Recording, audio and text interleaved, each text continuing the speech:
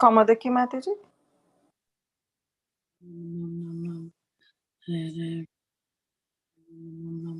Hare Krishna. Mataji, is it okay? There is a sound, or can I do it, Mataji? Can you hear the banging? No, there is no any background sound. Do you want to do, or shall I do, Mataji?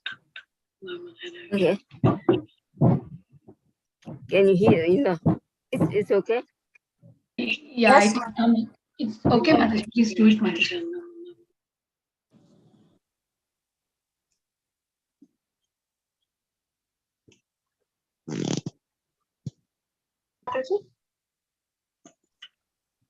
Yeah, Mataji saying there is a background noise from her side.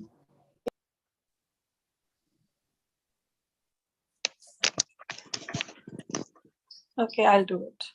Vancha kalpatarubhascha kripasindhubhayascha patitanam pavanebhyo vaishnavebhyo namo namah. Anant Koti Vaishnav Vrinda ki jai. Ramacharya Shila Haridas Thakur ki jai. Shila Prabhupada ki jai. Gaura Bhakta Vrinda ki jai. Thank you all so much, dear devotees, for joining us for today's mid-morning session. This is Kirtida Sundari Dasi. May I know who all have joined? Would anyone want to introduce? Hare Krishna, Kirtida Sundari Mataji, Dhanurdhasam, Pranam, Srila Prabhupada ki jai, Guru Maharaj ki jai, Preethi Dasi from Charlotte. Hare Krishna. Hare Krishna, Preethi Mataji, Dhanavad Pranams, or glories to Prabhupada, or glories to Guru Maharajas. Thank you so much for joining. Hare Krishna.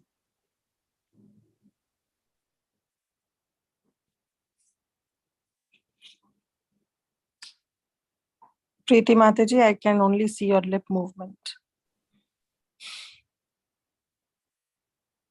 Hare Krishna, Kirtida Mataji, Dandavat Pranam. All glories to Srila Prabhupada, Guru Maharaj ki jai. This is Sukumari Sundari Dasi from Pune. Hare Krishna, Sukumari Sundari Mataji, Dandavat Pranam. All glories to Srila Prabhupada. Thank you so much for joining and giving your association. Hare Krishna, Mataji. Please accept my humble obeisances. Jai Srila Prabhupada. This is Preethi Vilasini from California. Hare Krishna. Hare Krishna, Preethi Vilasini Mataji, Dandavat Pranams. All glories to Srila Prabhupada and Guru Maharaj. Thank you. Thank you for joining. Thank you for your association. Looking forward for your wonderful session. Hare Krishna, Kirtida Mataji, Dhanavad Pranam, all glories to Srila Prabhupada. This is Vinita Gandharvika Devidasi from Texas, and happy to hear Nidha Mataji. I think her initiation name I forgot. Welcome, Mataji. Hare Krishna, Vinita Gandharvika Mataji, Dandavat Pranams. All glories to Prabhupada, all glories to Guru Maharajas. Thank you so much for your association. Yes, her initiated name is Sukumari Sundari Devi Dasi.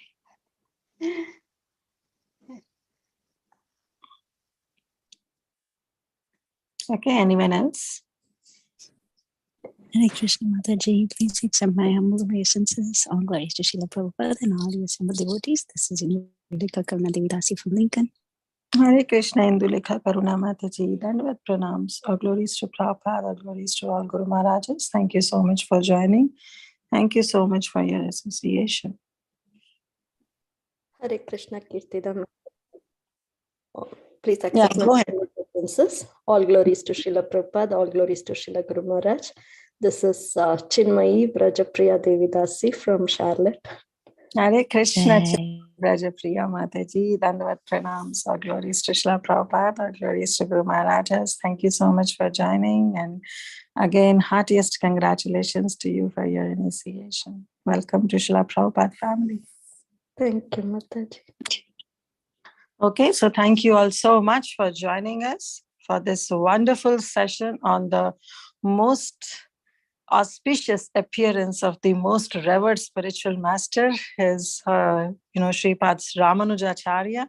And today we all know that Preethi Vilasini Mataji will enlighten us and will share some beautiful pastimes of Sri Ramanujacharya. So thank you so much, Preethi Vilasini Mataji, for agreeing, for accepting, and coming on the call to, enlighten us on this wonderful subject matter. Over to you. Thank you. Hare Krishna.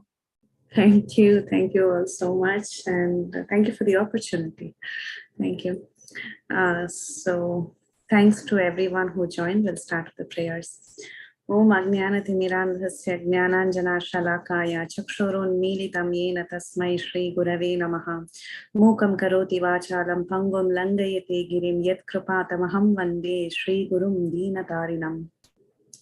Nama Om Vishnu Padaya Krishna Preshthaya Bhutale Srimate Bhaktivedanta Swami Nitinamani Namaste Saraswati Devi Gauravani Pracharini Nirvishesha Shunyavadi Paschayati Deshatarini Jaya Shri Krishna Chaitanya Prabhu Nityananda Shri Advaita Gadadhara Shri Vasadi Gaura Bhakta Vrinda Hare Krishna Krishna Krishna Hare Hare Hare Rama Rama Rama Hare Hare Vanchakalpatarubhyascha kripa sindhubhya eva cha patitanam pavanebhyo vaishnavebhyo namo namaha. Please bless me that I may be able to speak something relevant today. Yo nitya achyuta padambuja yukma rukma vyamohata satah itarani trinaya mene asmat gurur bhagavatosya dayeka sindhoho Ramanujasya charanau sharanam prapatye. Start with this pranam mantra. So I'm very happy to be back this year again with the same presentation we did last time on Sripada Ramanujacharya. For those of you who attended the previous year's session, you might be familiar with these slides. And I again apologize. I went like more than 2 hours last time. But this time they're going to keep it like really, really short because I wanted to finish this presentation. And that was the reason why I'm back this year with the same presentation. So last year itself, we saw the initial pastimes of Sripada Ramanujacharya. Actually, not even as just initial.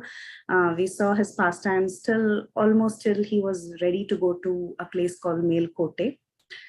So I will do a quick refresher for 10-15 minutes because that will be half the class. And after the refresher is over, we will delve into the Melakote pastimes, which is very intense and which is very beautiful.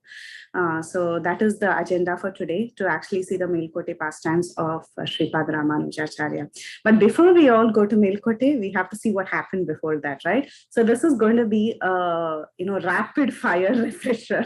It's going to be really quick. And if you want more details about each of these slides, definitely refer to the previous year, to 2021's presentation on Sripada Ramanujacharya, if you have the patience for 2 hours.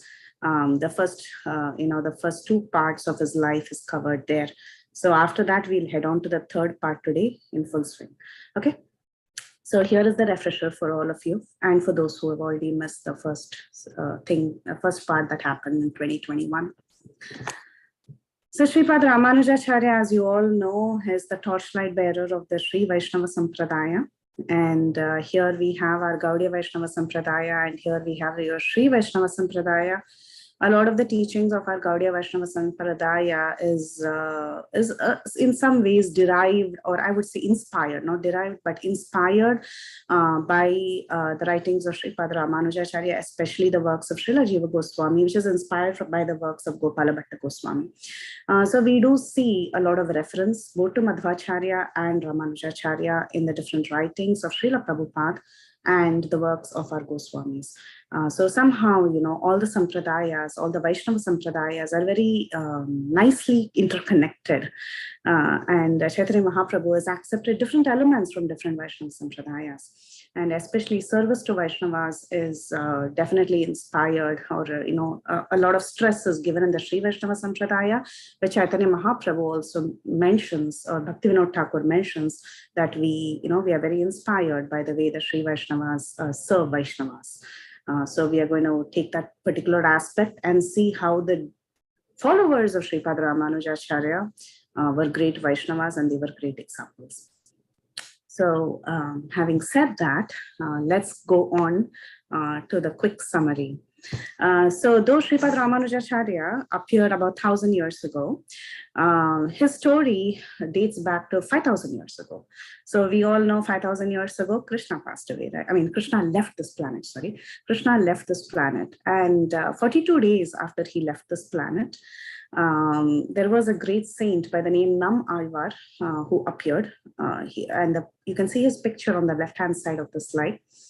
And he had a disciple by the name Madhurakavi Alvar, who actually wrote down the teachings of Nam Alvar. And he requested Nam Alvar, that guru here, the one who's sitting under the tree, he requested him if he could give him his vigraha so that he could do aradhana to it. So when Nam Alvar was requested for his own vigraha, he told this person, Madhurakavi Alvar, who's standing here, to go and heat the waters of the Tamra Parani. So as you all know in Sanskrit, Tamra means copper, right? So Tamra Parani, the river Tamra Parani, which also you see in Srimad Bhagavatam, it's mentioned in Bhagavatam. This river that flows in South India is very rich in copper. Okay, so it has a lot of copper content in it. So copper and brass and, basically these kind of metals. So he goes and he begins to collect water from that pond, from that river, and he starts boiling it. And he's hopeful that there is a vigraha that emerges out of the water. So that was the task that was given to him. Eventually, after some time, a vigraha came out, and he collected that vigraha that comes out. And he goes to Nam Alvar and he tells him, this doesn't look like you. It looks very different. I've never seen such a person. I mean, this, folding palms like this, and these kind of features do not belong to you. So who is this? And that's when Nam Alvar reveals, this is Bhavishyad Acharya. An Acharya in the future will appear. So this was when 5,000 years ago, and after 4,000 years, actually, much, much, much later, which is 1,000 years ago, Sripada Ramanujacharya appeared. So Nam Alvar tells him that he will be the torchbearer of the Sampradaya. And then he sends Madhurakavi again to actually continue the process. And then Nam Alvar's Vigraha also comes. So then these two Vigrahas are still worshipped in a place called Alvar Tirunagari, and that is the temple, and this is the Ramanujacharya Vigraha that is worshipped to this day. So the Bhavishyad Acharya was predicted. That is the thing that I wanted to bring out. Then Sripada Ramanujacharya appeared in 1017 AD, and he appeared in a place called Sri Perumbudur, which is actually in the outskirts of Chennai today. And you can just take a car and just drive to Sri Perumbudur. It just takes about 2-3 hours, less than that actually, 1.5 hours. You can just drive in the morning and you'll reach Sri Perumbudur. So this is the place where Sripada Ramanujacharya appeared, but he actually appeared on the blessings of Sri Partha Sarathi. As you see here in this picture, the famous deity of Partha Sarathi, who's in Triplicate in Chennai. So the parents went to Triplicate in Chennai to ask blessings from this particular deity, and Lord Partha Sarathi actually blessed them, blessed the couple. Her name is Bhudevi, or she's sometimes referred as Kantimati, and the father is Keshava Somayaji. So both of them, they had this child, Sripada Ramanujacharya. They named him Ilayalvan. You might not be able to get the name, but that's okay, because we can refer to him as Ramanujacharya as we proceed. And you all have heard several times about his schooling days with the great Advaitin, Yadava Prakash, who actually even desired to kill him. So Yadava Prakash and Srimad Ramanujacharya, they often had many philosophical disagreements, because Yadava Prakash would speak the Advaita philosophy, while Sripada Ramanujacharya did not like many ideas that was presented from the Upanishads by Yadava Prakash. So they would often run into disagreements and arguments, and there was a point when Yadava Prakash decided to actually murder Sripada Ramanujacharya, who was a young boy. Later, by the help of his cousin Govinda, he was able to understand the plans of his so-called guru, and with the help of a tribal couple, actually it was Lord Varada and his, Lord Varada in Kanchipuram, who actually helps him go back home. So they come in the guise of a hunter and a hunter's wife, and they lead him back to Kanchipuram. So, actually Govinda writes in the sand that, you have to go back, there is danger. And then Ramanujacharya understands the signal from his cousin. So he runs into the forest, and there the tribal couple, they come and they help him, and he reaches Kanchipuram. The picture of Kanchipuram is here, and he goes back to Kanchipuram. So the family, they were initially in Sri Perumbudur, and then they moved to Kanchipuram at some point.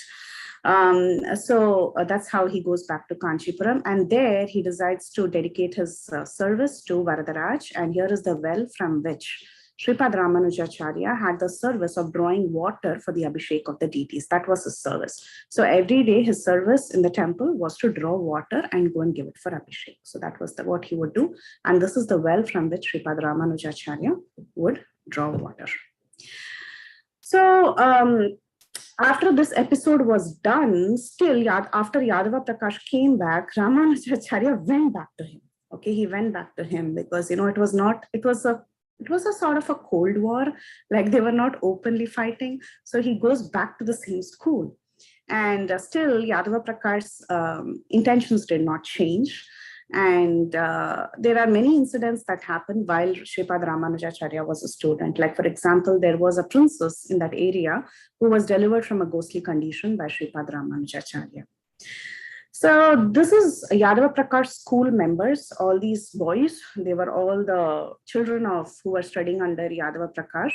He was still with Yadava Prakash, and once when he was when he was going, in Pradakshina around the temple, all the school children were going. At that time, Yamunacharya, he hears, from one of his disciples about this boy. Okay, his disciple, Sri Shailapurna, was actually the uncle of Sripada Ramanujacharya. So Yamunacharya hears from Sri Shailapurna about Ramanujacharya, and he's very attracted to his qualities, and he wants to visit him. So that is the picture that you see here. So Yamunacharya, the guru, he comes and he sees this boy, Sripada Ramanujacharya, Ilayalvan. And when he sees him, and here is Sri Shailapurna, who's guiding him, who's telling Yamunacharya who the boy is. And when he sees him as he's going pradakshina around the temple, he understands this is the Bhavishyadacharya. This is the person who's actually come to propagate, to write the Sri Bhashya, which is the philosophical treatise of the Visishtadvaita, and then propagate Sri Vaishnavism. So he gets an understanding, and he desires to initiate him, but he does not. The reason he does not is because he doesn't want to disturb Sripada Ramanujacharya while he was in the school of Yadava Prakash. So he just wants to wait for the right time so that he can get an audience with Ramanujacharya. Then time passes by, and Yamunacharya becomes very old, and it's time for his leaving from this world. At that time, he has 3 fingers clutched, and he sends word for Ramanuja. And Ramanuja is brought to this place where Yamunacharya was to be, leaving his body by one of Yamunacharya's disciples by the name Mahapurna. So Mahapurna goes and yeah, of course, they meet halfway. There's a big story of how Mahapurna and Ramanujacharya, they meet. And then finally, Ramanuja comes running to see this particular person, Yamunacharya. So when Yamunacharya is about to leave his body, he has 3 fingers clutched, which means that he has 3 desires, which has to be fulfilled by Ramanujacharya. So at that time, Ramanuja goes and he spells out the desires, like, it's revealed in his heart what Yamunacharya's desire is, and he starts telling it loud. So the first thing he says is, I must write a bhashya for the Brahma Sutras. Immediately, 1 finger opens up from Yamunacharya's hand. The second, he says the names of Vyasadeva and Parashara should be kept for 2 people in the Sampradaya. So he names 2 of his disciples as Vedavyasa Bhatta and Parashara Bhatta. Parashara Bhatta is after Ramanujacharya, he was the next leader in the Sri Vaishnava Sampradaya. And then he tells the third one, a commentary for Thiruvaimuri must be documented, and 1 devotee must be named after Nammalvar. So what is Thiruvaimuri? It is, you must have all heard about Divya Prabandhams. That is the, the great canon of literature that is written based on the Vedic literature in Tamil. And 1 section is called as Thiruvaimuri, and it was written by the first person that we saw, Nammalvar, the origin of the Sri Vaishnava Sampradaya. So he's written this, series called as Thiruvaimuri. So a commentary for that must be written, was the third desire, and 1 person must be named after Nammalvar. So having said that, these 3 desires, he openly tells that, and that is when the 3 fingers open up and the face smiles, okay? While he's in Samadhi, the face smiles, and then he passes away, then he leaves the body. So now Ramanujacharya needs a guru, so no one has initiated him. And when he thinks about initiation, he immediately thinks of Kanchipurna. You must have all heard about the glories of Kanchipurna. He was the one who could talk to Lord Varadaraj. Now, the problem was Kanchipurna was not a Brahmana, but Ramanuja did not care. Okay, he wanted initiation from a non-Brahmana. That is how he wanted initiation, because he knew the potency of Kanchipurna. But Kanchipurna was hesitant. He did not want to give initiation because he considered himself not a Brahmana qualified to give initiation. But then when he hesitated, Ramanujacharya had 3 questions in his heart, which he first wanted answers to. So he requests Kanchipurna if he could go and ask Lord Varadaraj for the answers. He basically had a problem with the Advaita philosophy. He could not digest it. Okay, so he had some basic philosophical questions and he wanted answers. So Kanchipurna offered that he could ask Lord Varadaraj and give him the answers. So these are the 6 answers given by Varadaraj. Very famous, it's called as the 6 Words of Varadaraj, which is very famous, which he clearly tells that he's the supreme, he's the supreme Lord, and the darshanam or the philosophy is bhedam, meaning it is not one. The Jiva and the Supreme Lord are different. Of course, there is also unity, but the philosophy is not that they are completely. Shuddha Advaita is not acceptable. That's what Lord Varadaraj says. And then he tells the only way is to accept me as a refuge, Sharanagati. And then even if Antima Smriti Varjanam, meaning even if you're not able to remember me at the last time of your breath, I will remember you and I'll make sure that you remember me. So he tells that he'll take care of his devotee, something like that. And then he says, Dehavasane Mukti Syat, which means that if you practice devotional service all your life, you will definitely attain perfection and I will give you liberation. And then Purnacharya Padashrita, meaning he tells Ramanujacharya, go to Mahapurna, who actually brought you here, and take initiation from Mahapurna. So this is the deities of Varadaraj, and this is the Ati Varadaraj deity, the first one, where he comes out once in 48 years, if I'm not wrong. And we had his darshan recently, some years back. People from Kanchipuram would know. Very famous. I mean, it was in the news everywhere. Everyone was going to Kanchipuram to get darshan of this deity. This is the otherwise deity, the deity who is established in the absence of this deity. Otherwise, all the time you get darshan of this deity. And here is the Utsav Deity who appeared from fire, if I'm not wrong. Okay.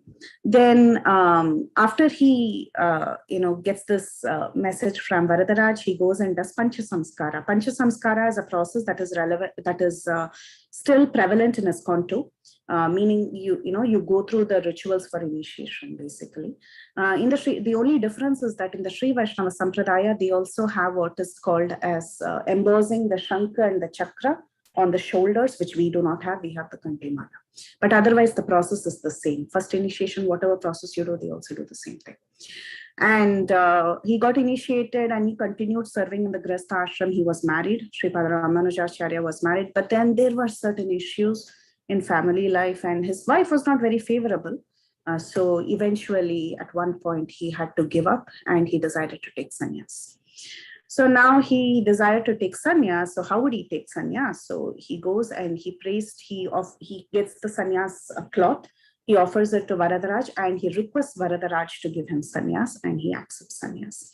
So that's how he takes sannyas. Like again, Bhakti Siddhanta Saraswati, you can see a parallel of how he took sannyas, very similar.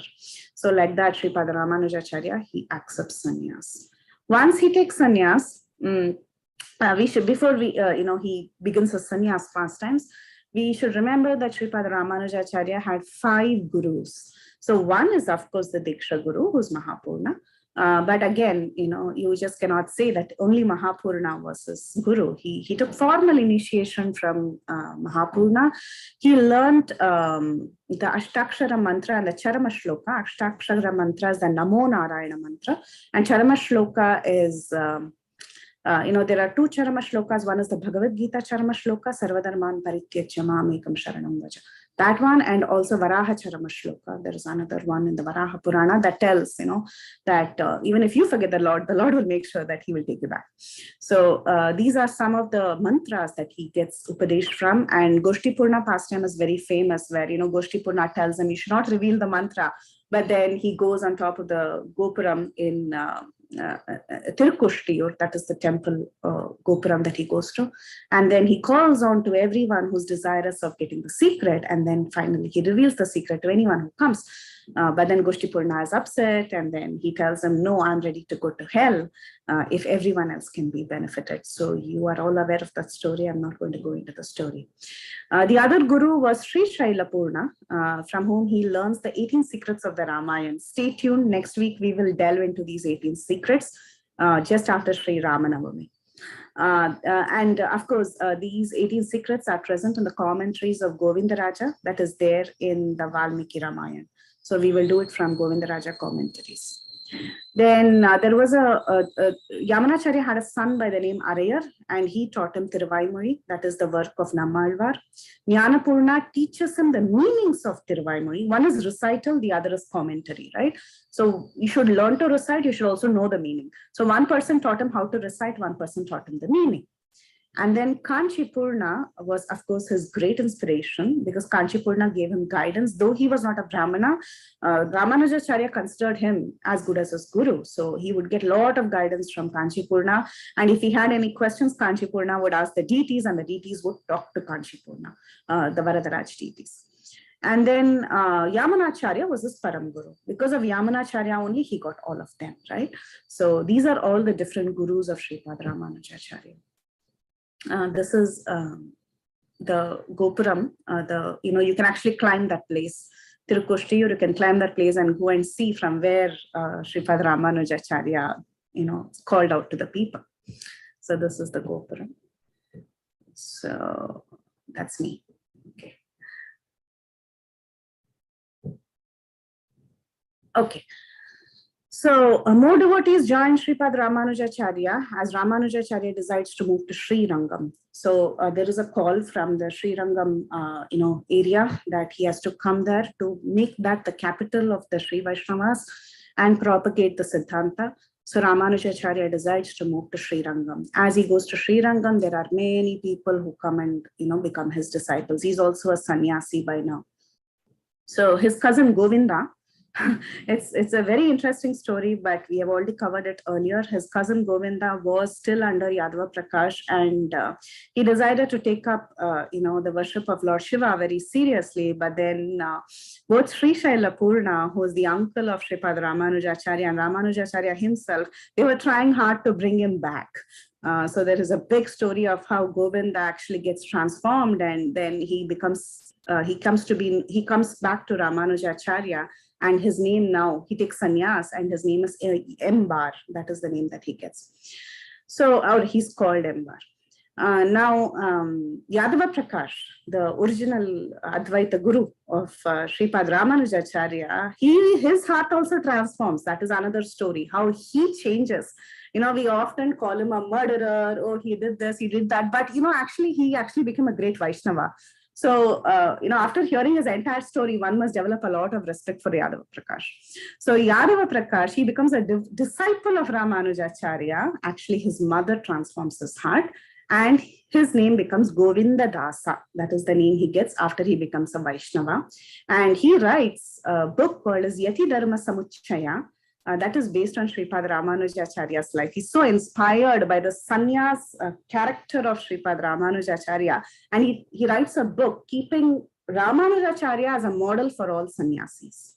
So that book is called as Yati Dharma Samuchaya, and he changes his views, and he becomes a disciple of his disciple. So that is interesting. Then the great disciple Kuresh, you must have all heard about him, Kuratalvar he's called. Kuresh, he leaves for Srirangam, and he surrenders at the lotus feet of Sripad Ramanujacharya with his wife, Andal. The nephew of Sripad Ramanujacharya by the name Dhasharati becomes Ramanujacharya's disciple. Now, these are the important people who became followers. There were many followers of Sripad Ramanujacharya, and each one of them have a story of how they became such wonderful Vaishnavas, and it's all very interesting. So while he was in Srirangam, Ramanujacharya wanted to see many changes in the temple authorities, because he felt that the temple was not maintained properly, and there was a lot of renovation that was needed in the way the service was going on. But there were a lot of plots to kill him. So this is the left side of this picture is a story of what the plot was to kill Sripad Ramanujacharya. There was this temple commander who was very envious of Ramanujacharya. So he poisoned the food, because, sannyasis, they go on Madhukari to collect food door to door. So while Ramanujacharya was on Madhukari, he mixed poison in the food, and he gave it to his wife and asked his wife to give the bhiksha. But his wife was very intelligent. She would not just listen to her husband blindly. So she took the food, and she gives, you can see the picture here, she puts the bhiksha here in the bowl, and then she falls down and she pays her danda, obeisances. That is, she falls down and she gives her obeisances. Now, it is forbidden in scripture that when you give Madhukari, when you give Madhukari to a sannyasi, you're not supposed to pay obeisances like that after giving the Madhukari. Okay, it's a rule. So Ramanujacharya was surprised. Why is she doing this? And because the rule forbids one from doing it. So he said, I cannot take this food. Okay, if at all someone does that, you're not supposed to accept the food. That is the rule. So he goes and he dumps the food in the water. He thinks, okay, I got this, but maybe Krishna doesn't want me to eat food today. So he goes and he dumps it in water, and some fish eat that poison and they die. Now he's really saddened in his heart that he thinks, I'm such a horrible person. He thinks for himself that, someone wants to kill me. That means how bad I am. A Vaishnava wants to kill me means I am such a bad person. So that's how Ramanujacharya interprets the situation. And Goshti Purna, who's one of the gurus of Ramanujacharya, he gets to know about this incident, and he comes to see Ramanujacharya from Tirukoshti to Srirangam. And Ramanujacharya hears that Goshti Purna is coming to see him, so he runs in the hot sands of Srirangam. Srirangam is very hot, very, very, very hot. Okay, so he runs in the hot sands of the Kaveri, and he goes and he falls flat. Ramanujacharya falls flat at the feet of Goshti Purna. And he doesn't get up till Goshti Purna tells him to get up. So at that time, there is one devotee by the name, I think this is Vadaganambi. Okay. Sorry, it is Pranatartihara. So he lifts up Ramanujacharya with great love. And then Goshtipurna tells, Pranatarthi Hara should become your cook. He's the one who's really caring about you. The rest of them, they are all standing still because they are hoping that Goshtipurna would lift up Ramanujacharya, but Goshtipurna refuses to lift up Ramanujacharya, and Ramanujacharya, out of respect for his guru, till his guru tells him to stand up, he doesn't stand up. Now, everyone else there is junior, right? Like they are not like Ramanujacharya's guru or Goshtipurna's guru to tell them, like, no, please get up. So everyone is standing still, hoping that Goshtipurna would tell him to get up. But there was only one person who went, he just couldn't tolerate the pain that Ramanujacharya was going through because of the heat, that was scorching his body. So out of love, he goes and he picks up Ramanujacharya and he tells him, enough, get up. It's okay. Even if it is your guru, it's okay. Just get up. So seeing the love and affection that Pranatarthi Hara had for Ramanuja, Goshtipurna names Pranatarthi Hara as the personal cook. So any food that Ramanujacharya would eat would actually be screened by Pranatarthi Hara for his protection. There is a story of how Kurish, he tricks this temple commander and gets the main keys of the temple, and he gives it to Ramanujacharya. So eventually Ramanujacharya is rescued from poison, and he also gets the master key to the temple, and he gets the temple in control. Okay. There is a story of how he did an 18-day debate with Yagnamurti, who was an Advaiti, and how he established the philosophy of Visishta Advaita. And this debate we have also seen in great detail, the points between the Vaishnava and the Advaitavadi. So there are some pastimes of Sripada Ramanujacharya with the temple deities, how the Bhoga pastimes, they're very famous. We went through this in great detail. So it's very nice to see how Sripada Ramanujacharya had a very personal connection with Ranganath and Sri Rangam, and how they would have nice, interesting interactions, especially with relation to what Bhoga the Supreme Lord would eat. Okay. He had very sweet interactions with Kuresha. Kuresha was his prime disciple, and Kuresha had amazing qualities. Kurish was a great scholar, very, very great scholar, very brilliant. He was an Ekasanta Grahi, which means Shrutidhar. If he heard something once, he would just absorb everything. He didn't have to read and remember, just hearing it once, he would repeat it. So he was very helpful in Ramanujacharya writing down the Sri Bhashya. At the same time, he was very humble. He was very humble. He never flaunted his scholarship. Another disciple of Sripad Ramanujacharya was Dhanurdhasam. He was a great wrestler, but he had the heart of a little baby. He was so soft-hearted, and his wife Punnachiyar. He was initially very attracted to his wife, but then by the mercy of Sripad Ramanujacharya, he could divert his attraction to the Supreme Lord. And Punnachiyar, this girl, she also became a great devotee. And Ramanujacharya, he started on Digvijaya Yatra, where he would travel all around India and defeat scholars and then establish the Siddhanta. So he started on his Digvijaya Yatra, and at that time, he happened to pass through different regions. And in one place, he had two disciples, Yagnesha and Varadacharya. And, there Ramanujacharya taught everyone a lesson that simplicity is very, very important. And he used these two persons to show how simplicity can actually bring about a great transformation. So that is another story. Ramanujacharya also experienced various feelings with his devotees, like with his disciples. He even experienced fear, when he had to interact with some of his disciples. There was a conflict in Tirumala, and Ramanujacharya proved that this deity is Narayana and he's not any other Lord Shiva or Durga or Kartikeya. So he did that proof, and the Lord accepted Shankachakra from Sripada Ramanujacharya. That is another pastime. Vaishnavanambi pastime is very famous, where Ramanujacharya actually becomes the guru of the Supreme Lord. So he becomes the guru of not only the conditioned souls, but he also becomes the guru of the Supreme Lord. The Supreme Lord in the temple wanted to hear the secret from Sripada Ramanujacharya, how Ramanujacharya actually made so many disciples and converted so many people into Vaishnavism. So then Ramanujacharya tells Vaishnava Nambi, no, you have to come and hear from me and I will tell you the secret. You have to be the disciple, I will be the guru. Then I will tell you the secret.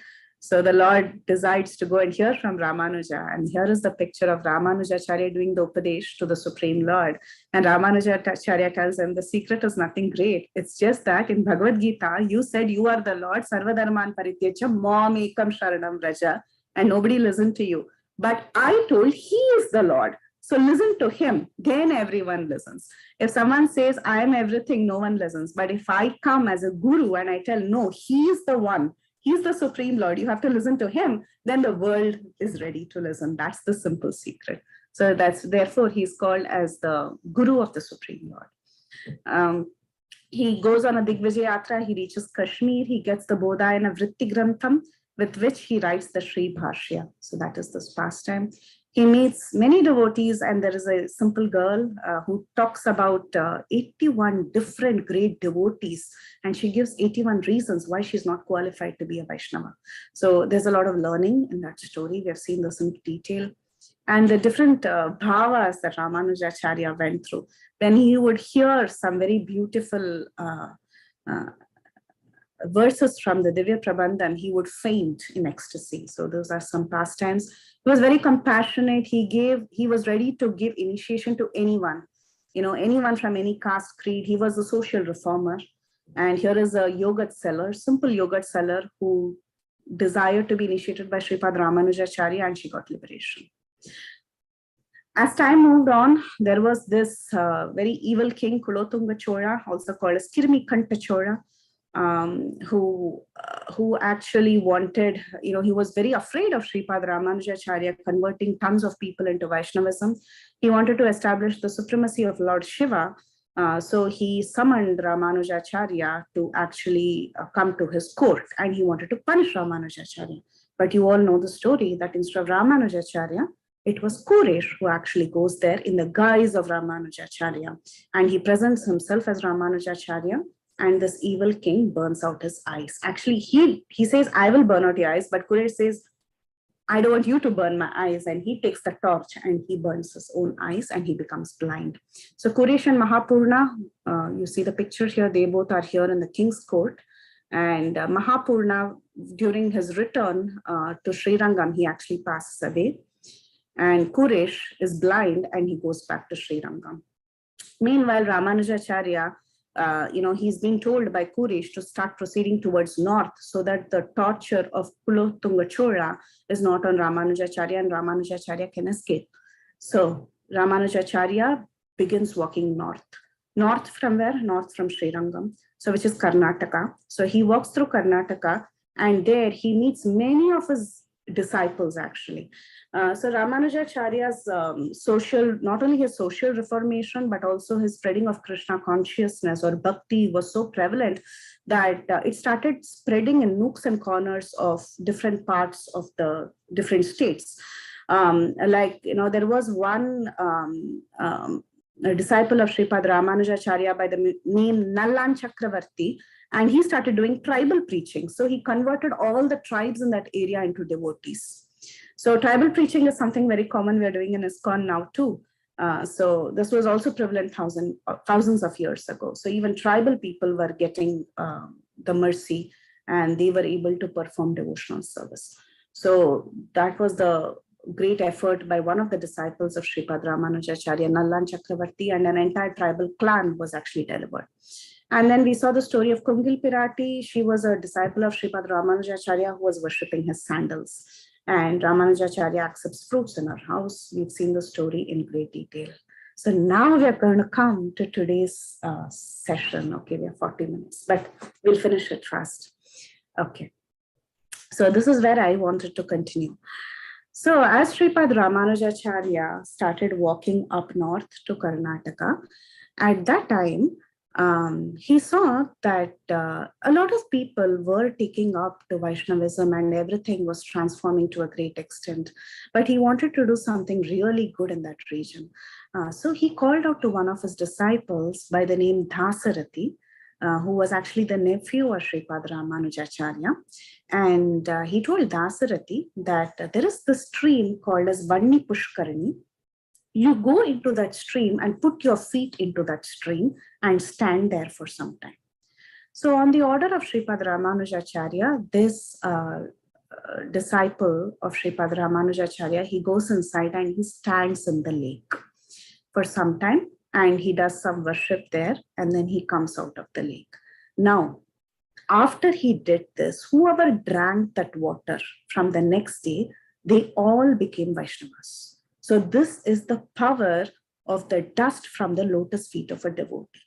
So because this entire Vanni Pushkarani was surcharged by the potency of Dasarathi, all the people in that area, all the people in the surrounding area became Vaishnavas. And there was one particular Vaishnava from this region by the name Andrapurna. He is a very, very, very important disciple of Sripada Ramanujacharya. He's also called as Vadaganambi, commonly known as Andrapurna. And he surrendered to Sripada Ramanujacharya. Andrapurna was very, very simple-hearted, and he had intense Guru Bhakti. So much so that he would carry the sandals of a spiritual master in the same box as he would carry the deities of Sripada Ramanujacharya.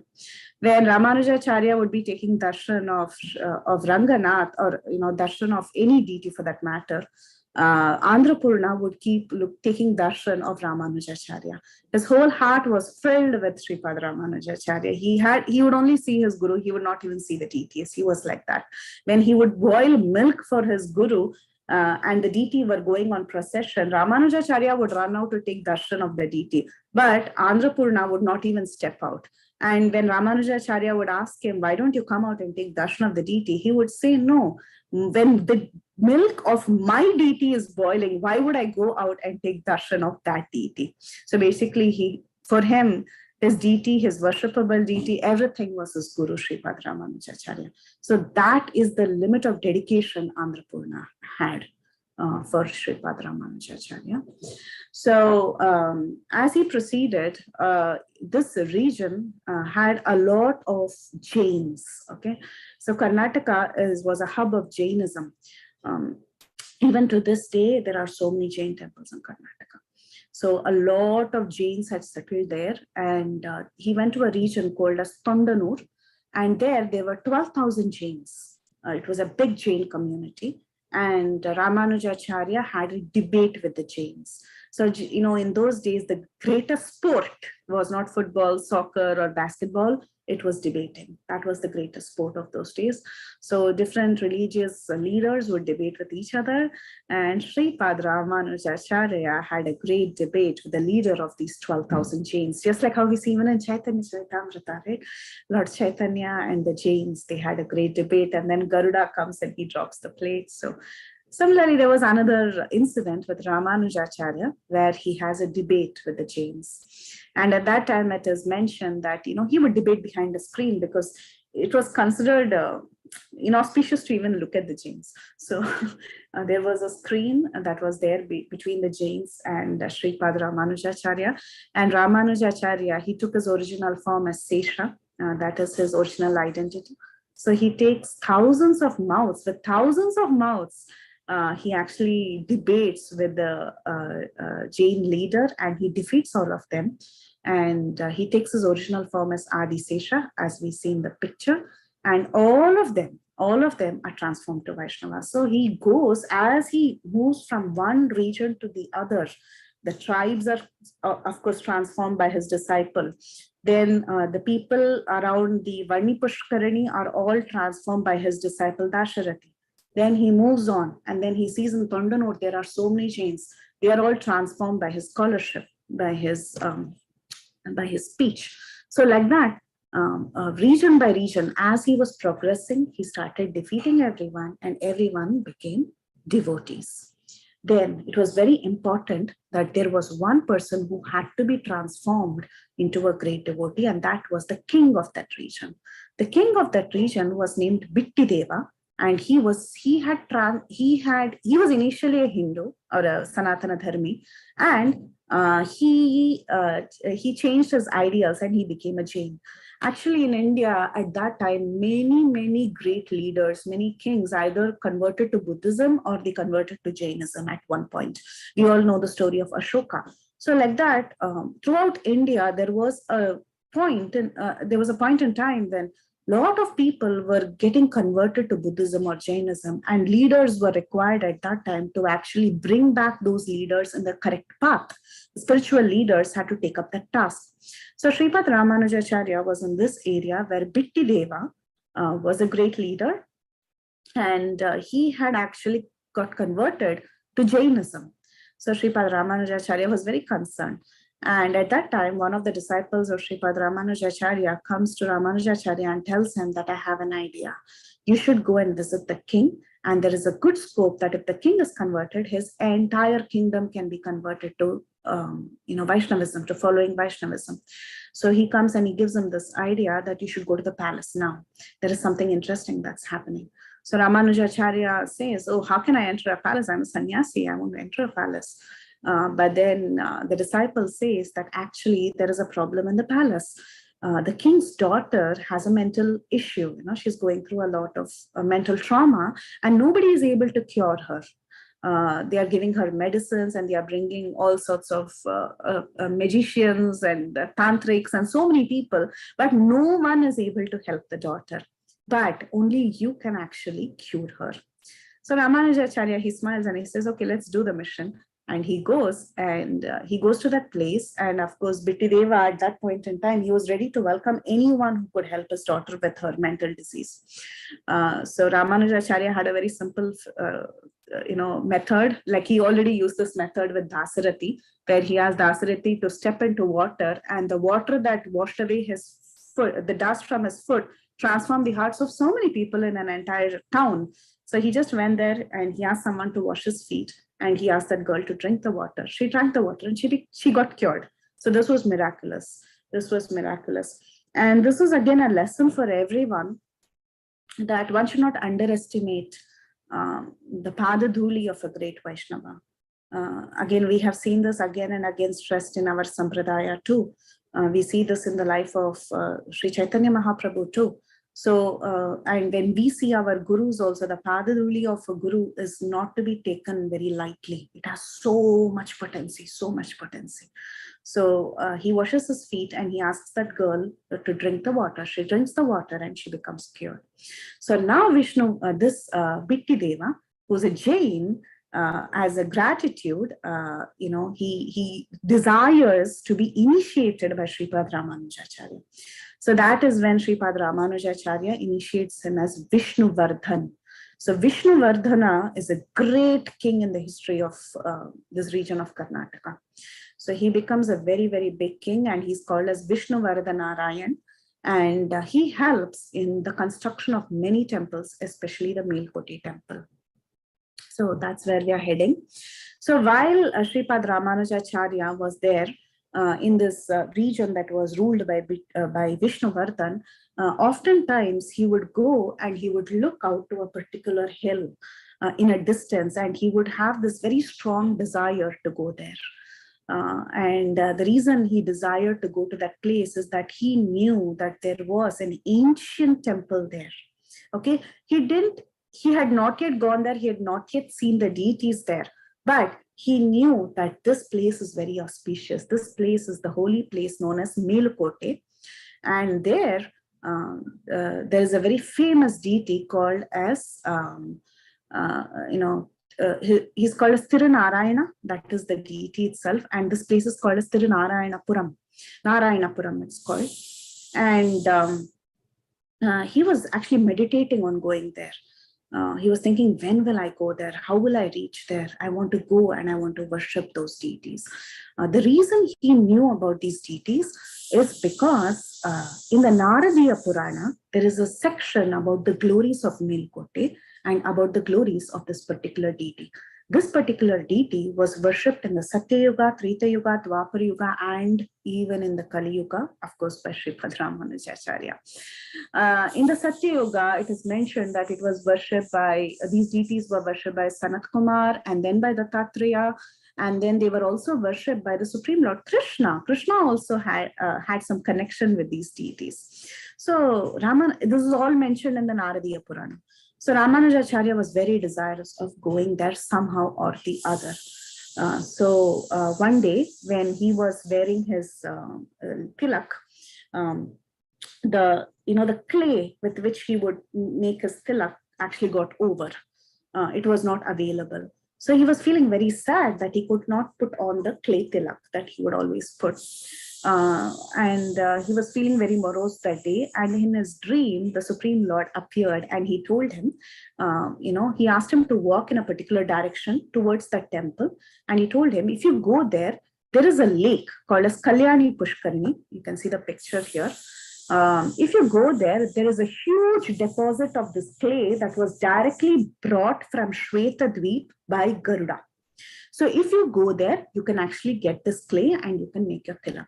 So Ramanujacharya, the next day morning, he heads out with his disciples to this place and he reaches this pond called as Kalyani Pushkarini, and there he finds this huge heaps of white clay with which he makes his tilak. Now again, he got a dream where the deity said, if you move west from here, you will find me actually under an ant hill covered with tulsi plants. So Ramanujacharya was very surprised. He went and asked all the people in that region where the deity of this Tirunarayanapuram is, where this deity is. The people there said that there is no deity here. The deity went missing long time back and nobody knows where the deity is. So now Sripada Ramanujacharya could connect the dots. He could understand that actually this deity is under the anthill covered by tulsi plants. So he went in search of a forest of tulsi plants and he saw a huge anthill that was surrounded by tulsi plants. And he told the local people to start digging there. Because the localites there, they knew that actually there was a temple and there was a deity, but that deity went missing and nobody knew where it was.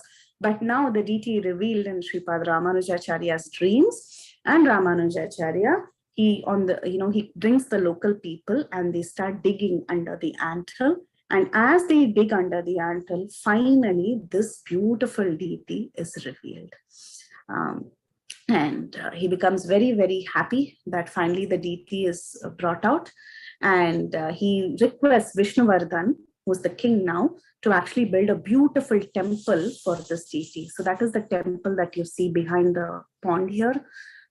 This temple is very, very famous. It's called as the Melakote Temple. And there is a temple on top of the hill for Lord Nrsingadev. So down it is for Lord Narayana, and on top of the hill it is for Lord Nrsingadev. So if anyone has an opportunity to go to Karnataka, please go to Melakote. It is one of the most beautiful places in the world. It's very, very beautiful. It's spiritually beautiful, of course.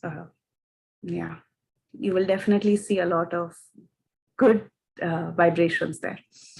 Okay, so now he found the main deity, that is the Moolavar, as we the main deity who sits inside the temple sanctum.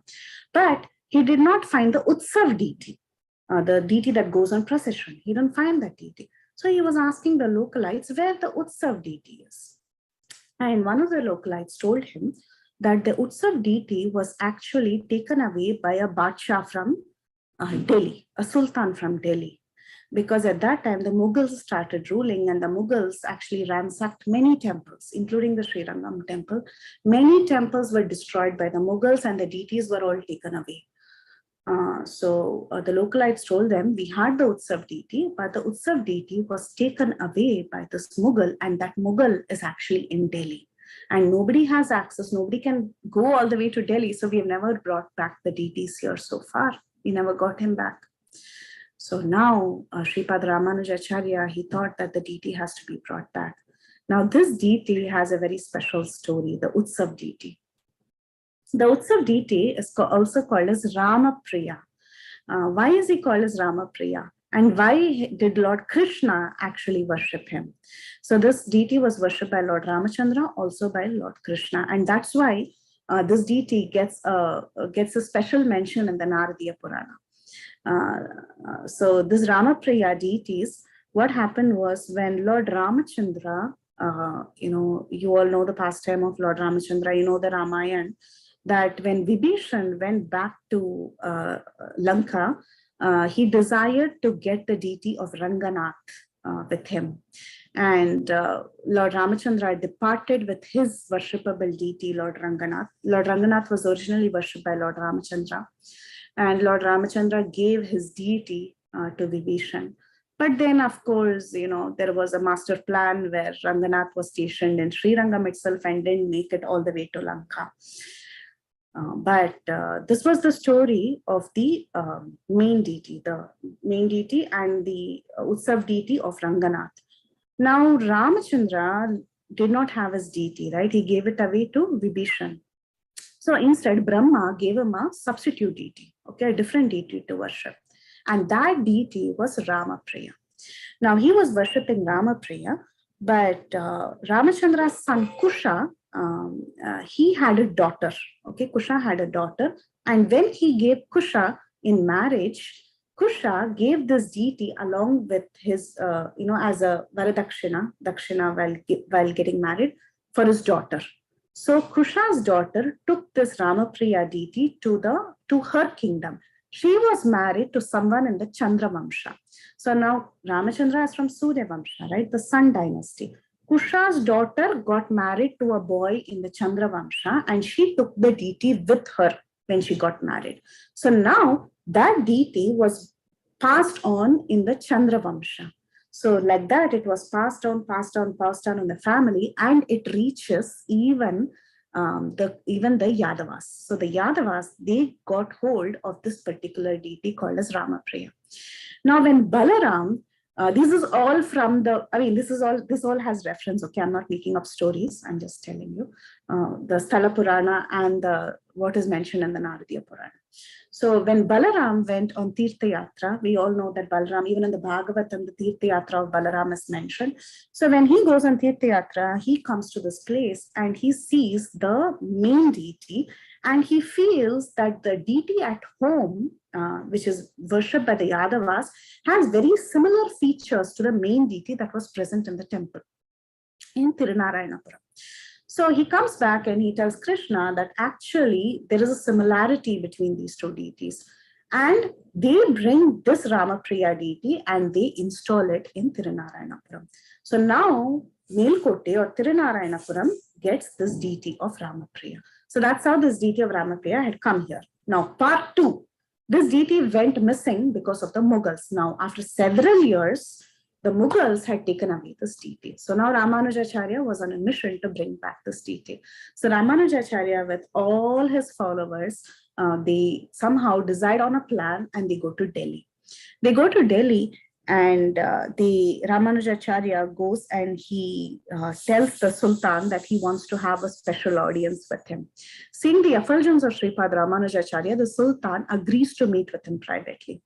And he goes and he tells the Sultan that there is one deity that is missing from our temple in Melakote, and I want that particular deity. We know that you have taken away that deity. That Sultan says, look, we ransacked so many temples. So I don't know what deity you're talking about. For us, everything looks the same, but then you seem to be a very, special personality. So I can budge for you. You can go pick up that deity if you know who that deity is. And Ramanujacharya was thinking, okay, I will do it. And he goes and he sees that the Sultan has he has a museum of deities. He's got so many deities from all over the world.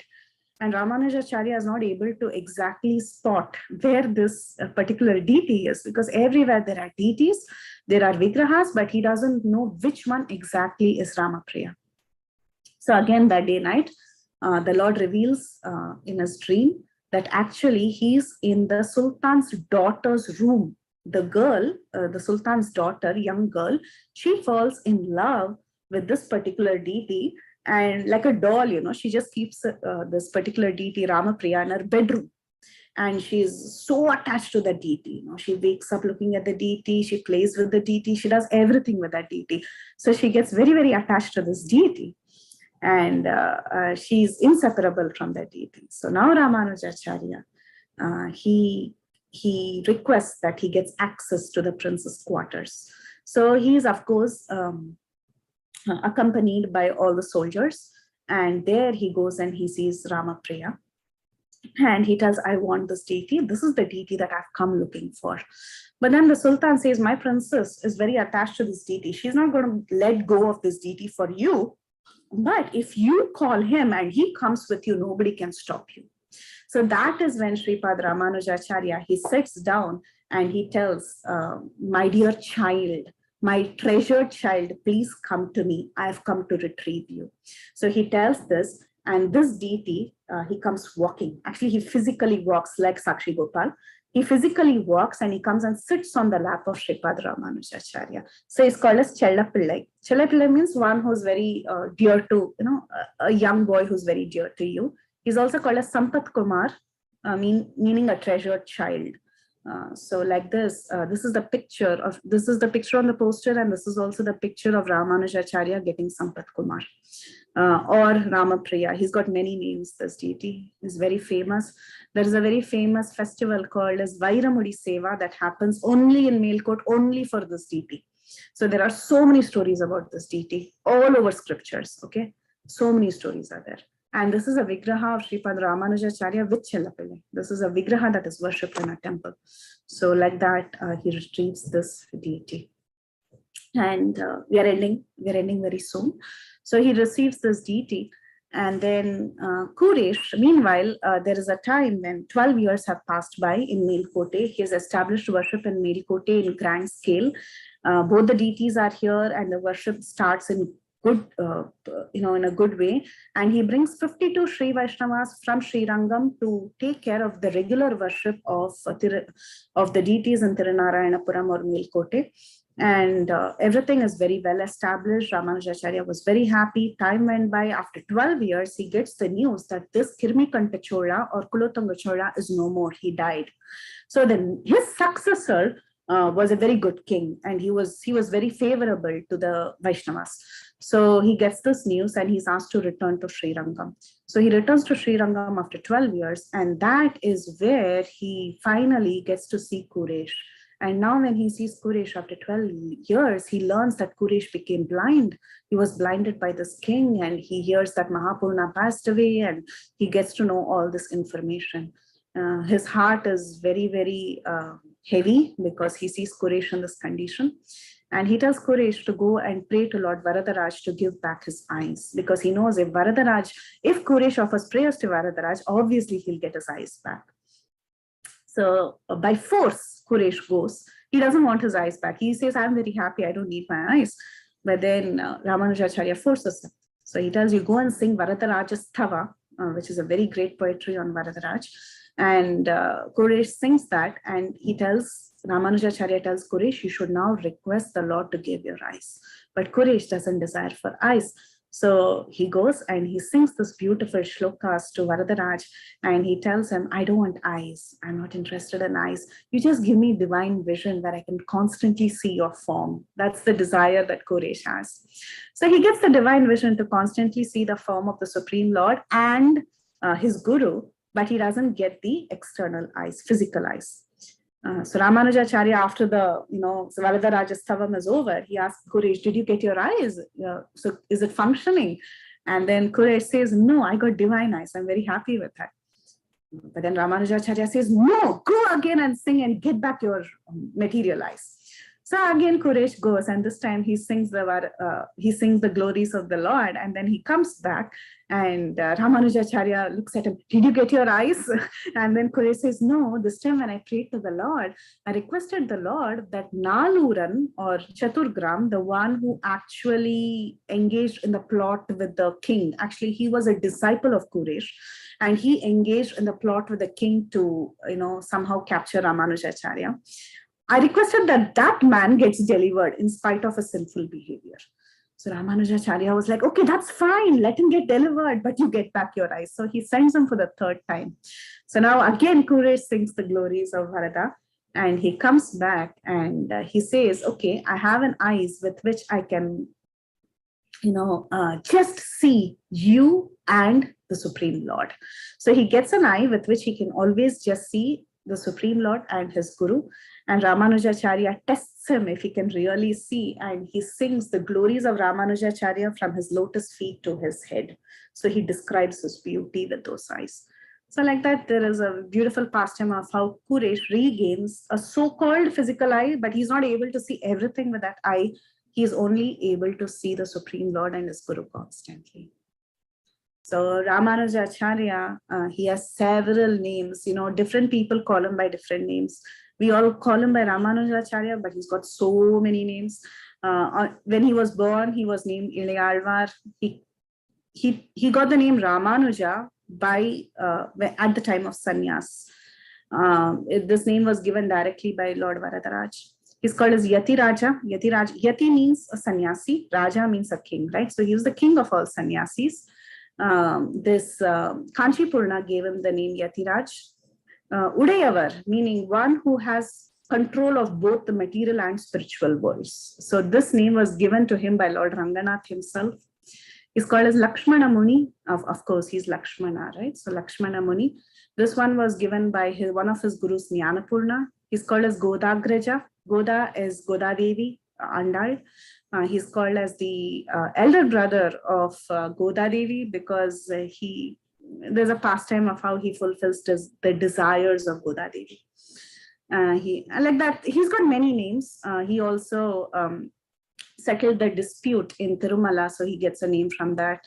He's called as Tirupavai Jiyar. Jiyar means Maharaj. Okay, so he was very fond of the works of Andal, so he's called as Tirupavai Jiyar.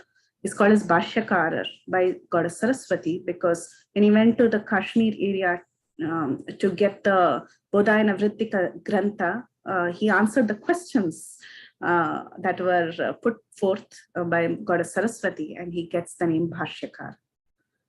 Okay, there are three important deities of Sripada Ramanujacharya. So we have discussed all this. The first deity is Sri Parambadur. Sri Parambadur, this deity you see in the center, is in the birthplace of Sripada Ramanujacharya, and this deity was installed when Ramanujacharya was alive.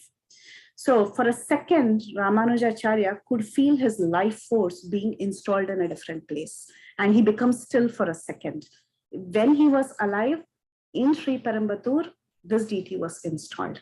And Ramanuja's favorite deity, that is, he's seen this deity, right? So his own favorite deity is this particular deity that is very close to his features. This is the central deity, the Sri Parambadur one. There's another deity that was installed in Melakote by the disciples of Sripada Ramanujacharya, and this is considered as the favorite of the disciples of Ramanujacharya. This also has very close similarity to his actual features. It is in Melakote. And the third famous deity is in Sri Rangam, which is considered as he being there himself. But actually, one should not misunderstand that someone has mummified that person and put that person there. This is not there in the Vedic tradition. Okay, nobody keeps anyone alive mummified. That is not there in Vedic tradition. Please don't buy that idea. It is a deity that is covered with saffron and sandalwood and things like that. So it looks like as if it's alive. But he is in Samadhi. That's all. Samadhi is below, and this is a deity. It is not a mummy. Okay, so he's not alive sitting there. So this is the third deity. There is the fourth deity, which is the Bhavishyat Acharya Vigraha, which I showed you in the beginning. So these four deities are considered as the most important deities of Sripada Ramanujacharya, and very, very potent and powerful deities. All of them are. Okay. So final instructions of Sripada Ramanujacharya. Ramanujacharya lived for 120 years. Okay, he had a long life, and he allotted service to each and every associate of his. All his associates had very specific services in the temple.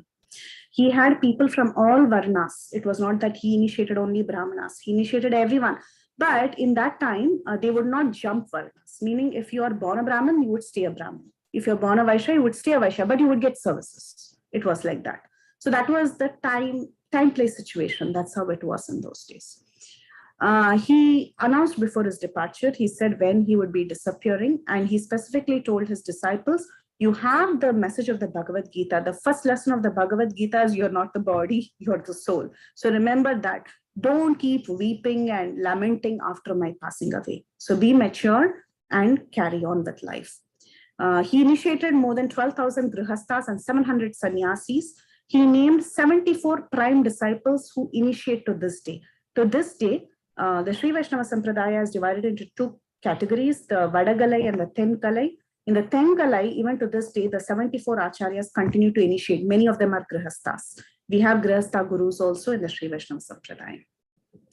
He named Govinda, his cousin, as the next leader, and Govinda was followed by Parashara Bhatta. So that's how the leadership continued in Sri Rangam. His 6 final instructions. He told his disciples to study the Sri Bhashya, that is the Bhashya for the Vedanta Sutras that he had written. And he said, if you cannot, because Sri Bhashya is so technical, so if you think you're not so intelligent, you don't want to do it, then you study the teachings of the other devotees, study the teachings of the other Vaishnava Shastras and instruct it to others. If you cannot do this, at least go to a holy place and reside there, especially go to Melakote. He was very attached to Melakote. So he said, especially go to Yadavagiri. Yadavagiri because it was worshipped by the Yadavas, right? So you go to Yadavagiri and serve the Lord there. If you cannot do this, then just remain where you are and surrender to your Guru and meditate on the Vaishnava mantras that you have received. If all this is impossible, then just seek out for a pure-hearted Vaishnava and take his association. Very beautiful, very practical. If you cannot do this, just like how Krishna gives in the Bhagavad-Gita. In the 12th chapter, he gives you a gradation. If you cannot do this, do this. If you cannot do even that, at least try to do this like that. So he says, if you cannot study the Sri Bhashya, at least study other teachings. If you cannot do that, reside in a holy place. If you cannot go to Melakote, if you cannot reside in a holy place, then just stay where you are, but surrender to your Guru who has initiated you and meditate on the Vaishnava mantras that you receive from your Guru. If all this is not possible, at least minimum take association of Vaishnavas and serve Vaishnavas. So he had he had his feet on Andrapurna's lap, his head on Embar, Govinda, his cousin, and on the Dashami Tithi, on the Shukla Paksha, in the Magha month, 1137 AD, he actually departed to the spiritual world. So this is the life story of Sripada Ramanujacharya, express speed, but I just wanted to cover this presentation finally. So any questions?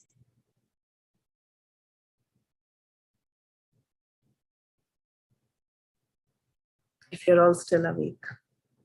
Of course, Mataji. I'm just taking time for it. But awesome session, awesome. Only you can do it. Thank you so much. I'm sorry. Even this, I said I'd finish in 45 minutes, but I went 1 hour, 12 minutes. But it was worth. It was worth because you did the recap and it was very important. I don't know, my voice is coming back to me.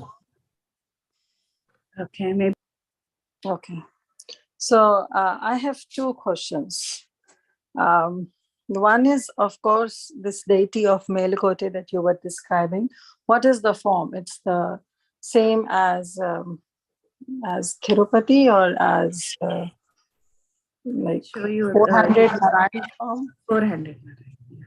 400 Narayan form. With all that Shankha Chakra Gada Padma, right? Yeah. Okay. And another question is, in the past, I don't know why it is happening. In the past time that you shared, that how that lady offered food and then offered her obeisances, and then Ramanujacharya came to know that it was poison because the fish ate. And so what was the reason why she wants to give poison to Ramanujacharya? No, you are on mute. Okay, she actually did not desire to give poison. Her husband was the commander of the temple and he did not want Ramanujacharya to take over the temple. He didn't want Ramanujacharya to become the, controller of that place because he was in charge. So he wanted to get rid of Ramanujacharya. So he decided to poison the food. So that day, Ramanujacharya went for Madhukari to this house.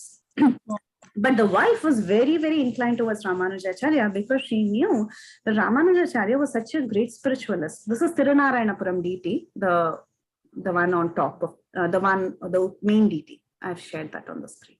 Melakote, right? Melakote, yeah. Okay. Yeah. All this is Melakote. Wow. And it is in Srirangam? No, Melakote is in Karnataka. Mandya district. Yeah. He walks all the way up north to Mandya. So, yeah, I got your answer. So that's yeah. Yeah, so the lady was favorable and she didn't like what her husband did. She saw that her husband mixed poison. So she purposely if she doesn't give the bhiksha, her husband is going to taunt her, right? So she gave the bhiksha, but before anyone could see, she paid licenses and she got up, and Ramanujacharya didn't understand anything. So why is she confusing me? I mean, like, why does she have to give bhiksha if she doesn't want to give bhiksha? It was like that for him. So he went and put it in the water. Like that. Yeah, makes sense. Thank you so much. Thank you for your beautiful class. Hare Krishna. Hare Krishna. Yeah, Parima Mataji. Oh, she got locked up. No, Okay. Mataji. I had the same question that Mataji asked. Yeah, the deities. What is the form of the deity? So I was just wondering. But that deity was worshipped by Krishna also. Krishna worshipped his own form? No, the Utsav Deity. The Ramapriya, the Utsav Deity that you see Ramanujacharya has on his lap, right? That is Ramapriya. The one that was worshipped by Lord Ramchandra, and later it was passed on to the Yadu dynasty. So even in the Ramayana, you see this this particular scene where Rama and Sita, they spend the night before the coronation, right? In the quarters of Lord Ranganath. So let me put it together. So first, let's go to Ramayana first. In the Ramayana, there is a description of the deities that was worshipped by the Surya Vamsha kings. It was actually Lord Ranganath. Okay, Brahma had given the deity from Ikshvaku. It was passed on. Then that deity was given by Lord Ramachandra to Vibhishan. Okay, but it didn't go to Lanka, because there was a trick that was played, and Ranganath decided to live in the banks of the river Kaveri. So he got established in Kaveri. He didn't go all the way to Lanka.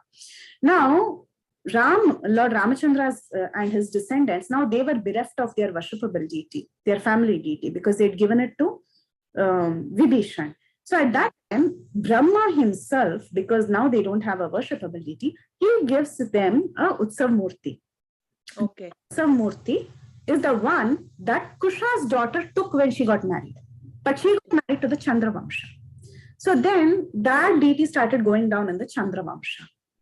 Okay. So this deity was worshipped by both Surya Vamsha and Chandra Vamsha kings. So this it went to, by Balaram decided that actually this deity belongs to this deity who is already there in Melakote, and he goes and establishes the deity.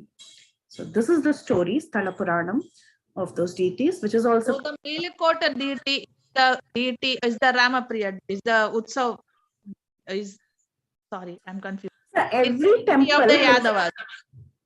The Utsav deity was kept with the Yadavas, yeah. But not the main deity. The main deity was established in Melakote since Satya Yuga. Okay. So many people have worshipped Brahma, they say Dattatreya, and then Sanat Kumara, like that. Many people worship this deity. Okay, so that is the 400 Narayan. 400. Okay, Mataji. Thank you for that. Wonderful class, Mataji. Always like you are when it comes to Ramanujacharya, your classes are like always your classes are fantastic, but especially Ramanujacharya, you are able to explain it so well. So thank you so much, Mataji. Thank you for your blessings, Mataji. Hare Krishna, Mataji. Hare Krishna, Mataji. Dhanurdhasam. I just want to check if I'm okay. Mataji, I have a quick question, and I'll wait afterwards. But so you showed us the murti of the Lord at Melakote. So Mataji, on that, is this the deity form of the Lord where the crown of Lord Vishnu falls from the spiritual world. Yeah, that is And the then Utsav Deity. The Utsav Deity. Vairamudi Seva. Yeah, you're right. Yeah. Oh, only on That okay, only so fits this Ramapriya. Ramapriya, it's for Ramapriya. Okay, how is that the Utsav Murti will be small now? Yeah. And if Lord Vishnu's crown has to fall, it will be really big. I mean, his crown, how will its crown fit? I think it's the deity's crown. This is Vairamudi, I think. Yeah. See this? Mm. Oh, so that is the, spiritual world, the crown from the spiritual world. Is that? What I understand is that it should be again, yeah, this is what it is. This is what Vairamudi Mataji. Can you explain that pastime, Mataji?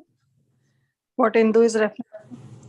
I don't remember exactly now, but Indu, do you remember word by word how the pastime goes? I know Vainateya, actually, that is Garuda, he brings the crown and it exactly fits Ramapriya, right? So can you, I don't remember. I thought Lord Vishnu was like sitting on Garuda. And then because of Garuda's speed, I mean, the crown falls. And then when it falls in this particular place. And does it fall near Melakote? I don't know exactly where it falls. But then that is that crown from the spiritual world is what they have over there. They don't use it all the time, but they have that crown. So I don't know if that is the crown we're looking at. Yeah. Vairamudi is that only, but I don't know the exact pastime, so I'll have to read the pastime. This is the crown. I know this is the crown. I've seen this crown many times during the seva. And I was also not sure. I mean, this was, I think, Jagat Sakshi Prabhu's class. One time on a yatra class, he was talking about. So the story is whether it is from a deity or whether it is from the Supreme Lord's head itself. That is, I don't know.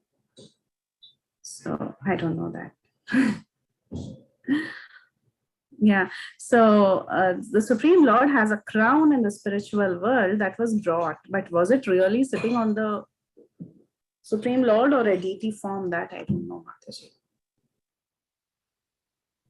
Okay, Mataji, thank you so much. Yeah, I'll I come can back. read I about think it and give you Phaneshwari more insights. Yeah. Mataji, just one quick question. Mataji, what happened to that Sultan's daughter? She was so attached. Yeah, she was so attached, right? So you know, if you go, Suksagre Mataji has sent the link to the story. Vairamudi Seva, she sent. You can read that story, Mataji. It should be there. So, question about Sultan's that girl. So she was so attached, and so her story is that she runs behind these people who have taken away Sampath Kumara from her, and she actually passes away in the exit of the palace. Like when she's running out of the palace, she dies actually. And she attains the spiritual world, and she has a sanctum inside the Melakote Temple called as Bibi Nachyar.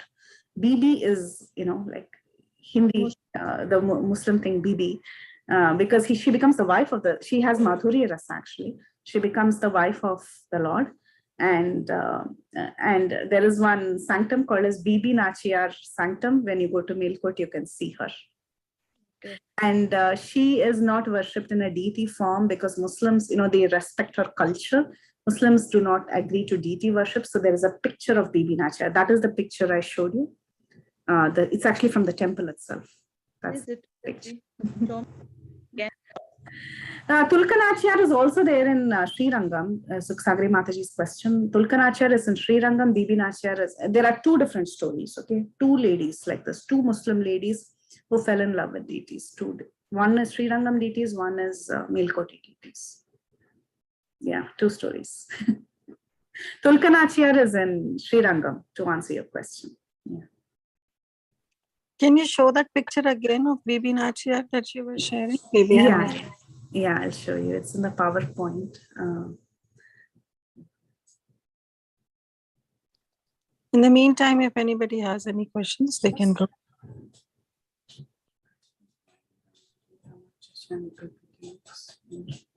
This one, this picture. No, not this picture. Sorry, I think I showed the wrong one.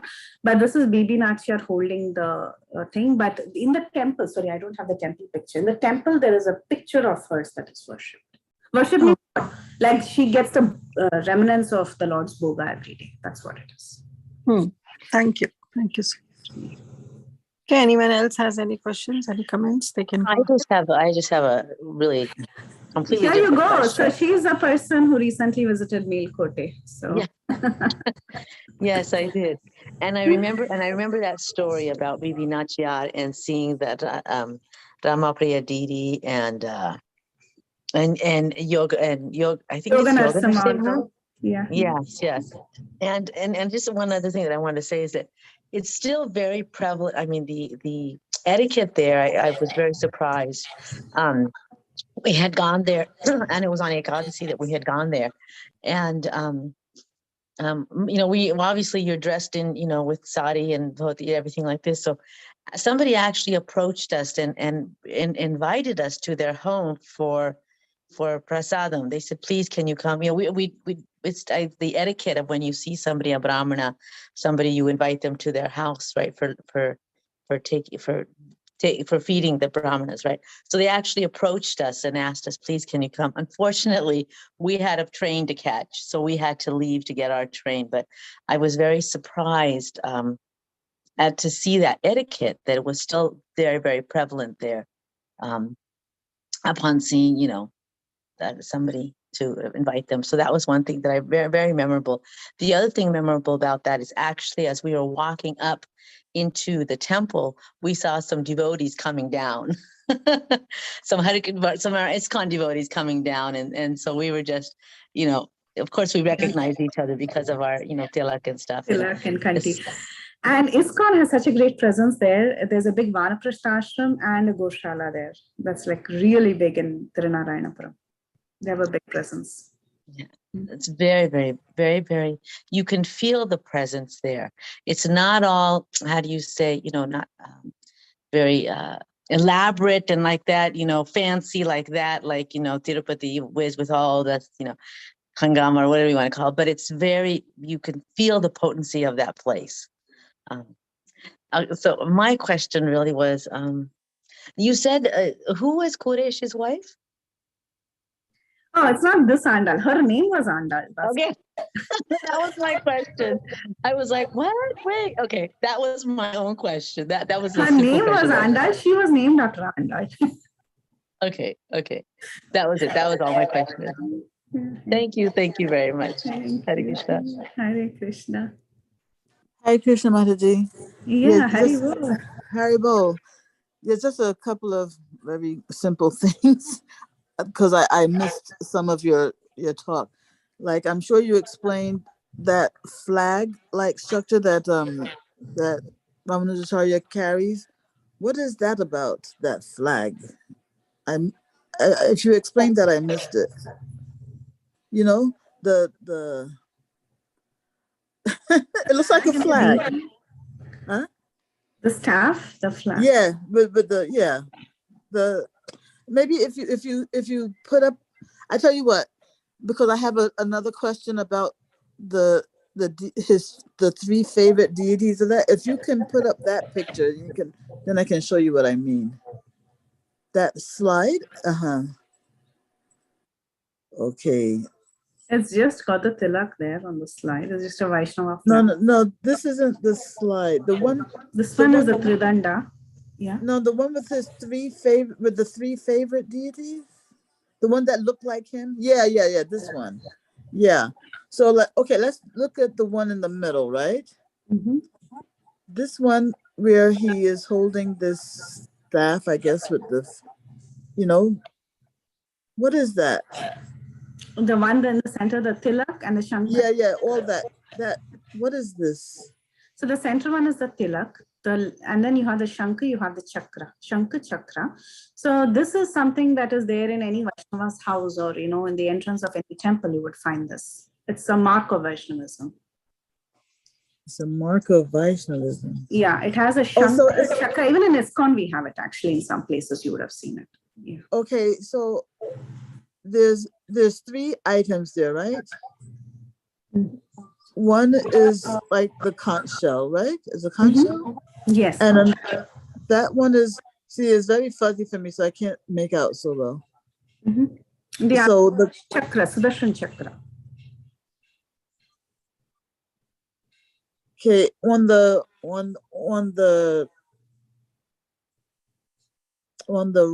left side, let's go from left to right. On the left is what? Center is what? Right is what? Show you a different picture, probably. Just the Shankha chakra and the Shankha chakra. Here we go. So this is very commonly seen as a mark of Vaishnavism. Sometimes it is also accompanied by Hanuman and Garuda. These are all like typical any Sri Vaishnava place, or any Vaishnava also will have these. Not just Sri Vaishnava. Yeah, here we go. So this is Garuda. This is like this. This is how it is. Oh, okay. So let me look at this. So the chakra, Tilak and the chakra. Chunk. Yeah. Oh. So many of them. Oh. Okay. Oh, I never realized that. Okay, thank you so much, Mataji. And then with that same slide that you just had up, right? Mm-hmm. Can you just go back to that? Okay, let me share screen. Here we go. Okay. Yeah, so these are Ramanujacharya's favorite deities? No, so the Melakote is the favorite of his disciples. That was established by his disciples, but the disciples find it their favorite. The central one, Ramanuja personally finds it his favorite, and it was established when he was present on this planet. And this is present in Sri Perumbudur, his birthplace. The third one is Tanana Tirmeni, which means it's himself. That's how they tell. Oh, this is Ramanujacharya himself. But that himself should not be taken as he's mummified there. So that was what I was explaining. Yeah. Okay, so when you talked about this, that we shouldn't take it as mummified, that statement made me realize that I guess I'm not that sure. How should I say this? Kind of embarrassing to ask this question, but when we put Vaishnavas in samadhi, right? Mm-hmm. We because their body is spiritual, mm-hmm. right? We do this. Yeah. But it's below, meaning the samadhi is below and it is covered, right? You put the samadhi and you cover it. We don't keep the body outside and we say, oh, the body is growing nails, it is growing hair. We don't do that. We don't. Yeah. So there's a difference. Yeah. But no, but when somebody is mummified, right? They also don't. They also meaning mummified and kept outside, like a display. That's what. Okay. I don't mean and kept inside. I mean outside, like for a display. Okay, because either way, the body is preserved, isn't it? In one way, yes, but in samadhi, it is kept inside. We don't keep the bodies outside. No, but that's the only difference, isn't it? Huh? Isn't that the only difference? Yeah, that's the only difference. Yes, you're right. Yeah. Just the fact that it's not displayed. It's not displayed, yeah, and it's not kept like that outside. And it will be, people say, oh, the vigraha is growing hair, it's growing nails. All this. I never heard anything like that. No. People talk about it and they send messages about it, which is actually just rumors. Hare Krishna, Mataji. Just wanted, I think the reason why this comes up is because recently there has been, somebody has been posting something about I don't know who, Utsav. They brought him out and then they uncover it and they put sandalwood oil or something and they recover it and then they put it back in, or some thing is going around. That's why this whole idea of Preethi Vilasini is addressing the fact that that's not true. What you see on the internet, it's all. Yeah, all that you see on the internet is not true. Yeah. Well, thank God I don't do the internet like that. So I never heard that. And so, and just one last thing is, so Ramanujacharya, did you say he is Lakshman himself? Mm-hmm. Lakshman or Sesha, basically Sesha. Oh, wow. Yeah. And fun fact. Thank you. Thank you so much for this very detailed class of this very important personality. Hare Krishna Mataji.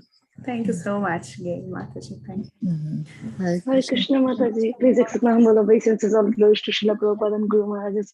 Thank you once again. It becomes 1 year so quickly. I remember listening here last year.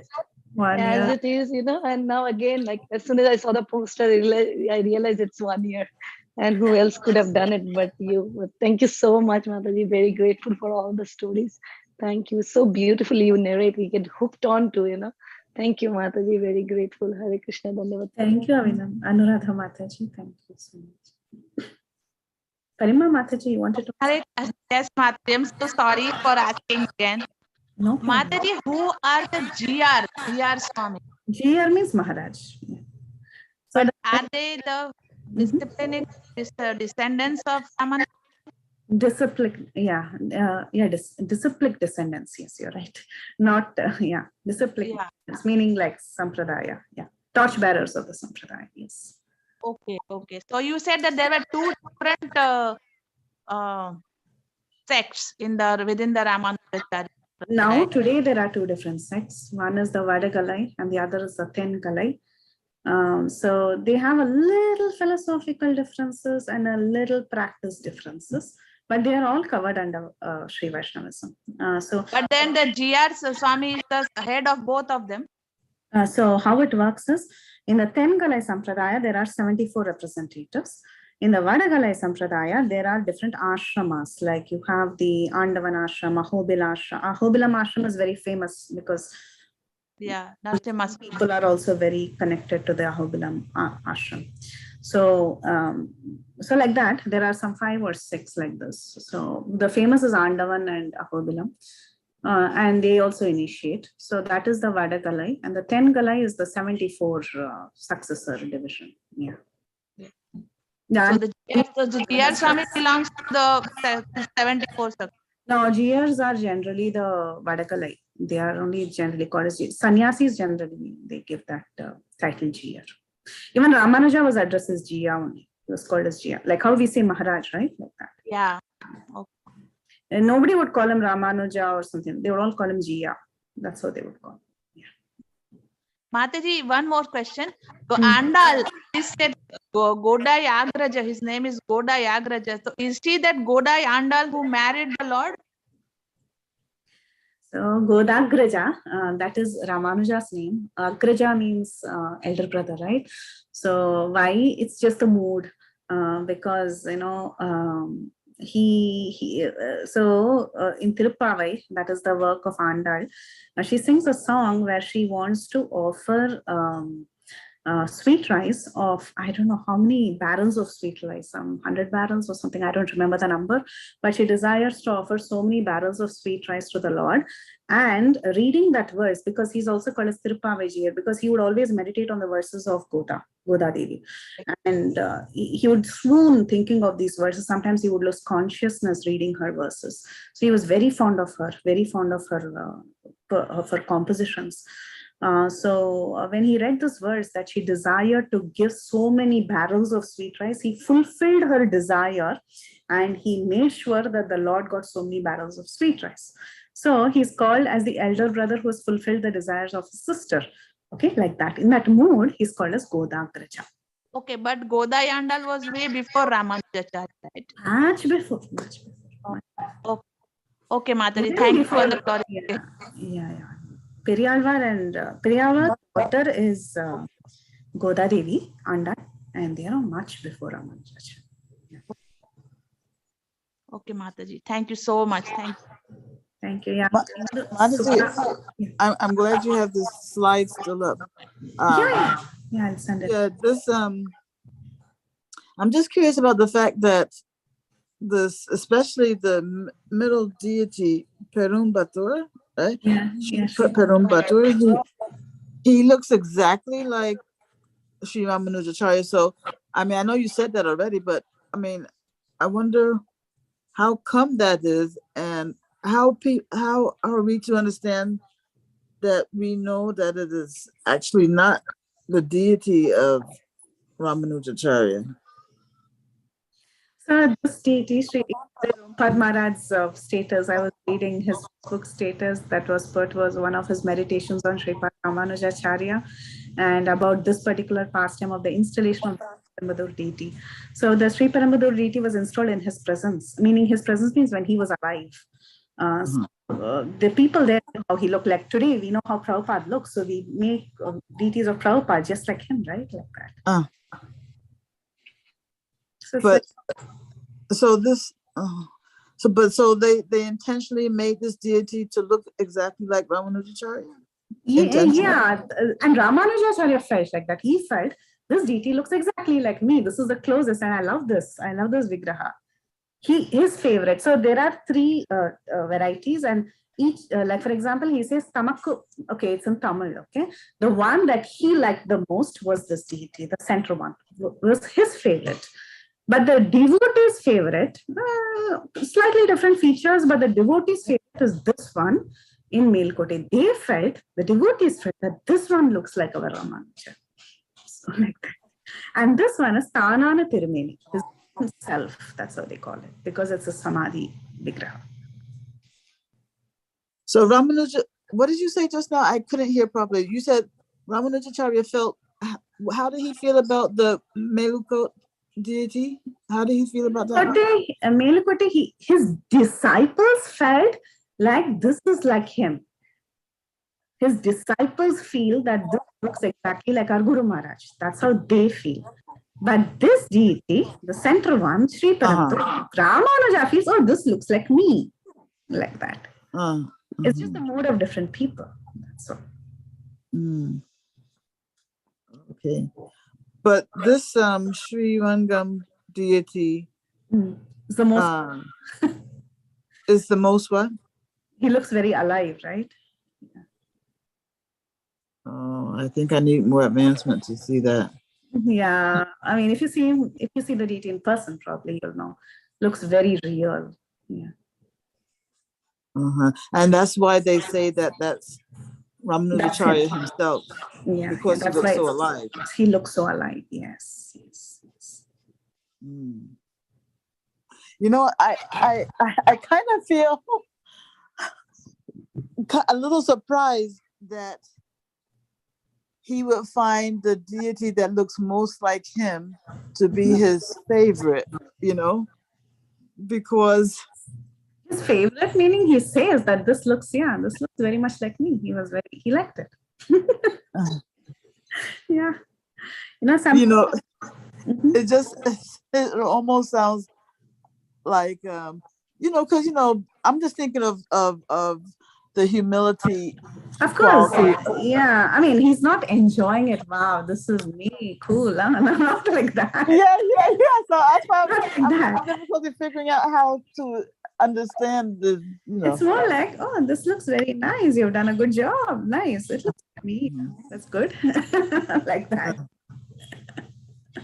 Because the devotees desired to have one of his, and they did it in his presence. Even Srila Prabhupada, I think Sri Vaishnava only told him that, you're having your own deities established when you're alive. So then Srila Prabhupada says that, I know that, actually it's not good.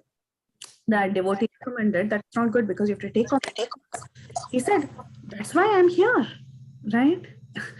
So like, yeah, very nice, good. It looks like me, very nice, like that. Okay. Thank you, Mataji. Yeah, I will. Yeah, Indu, you wanted some. Suksagri Mataji is also raised. Whoever wants to go first. I think Mataji went first. Okay, Suksagri Mataji. And N, I don't know who is N. Suksagri? I think she got on a call. Oh, she's unmuted, but I can't hear her. Suksagri Mataji. Okay. N? Who's N? I don't know. Hare Krishna Mataji, my name is Neha. Oh, Hare Krishna Mataji. Mataji, I have a question. The Melakote deity, who is this deity? Can you tell me? Which one, Mayor? The Melakote. Let's go to Melakote.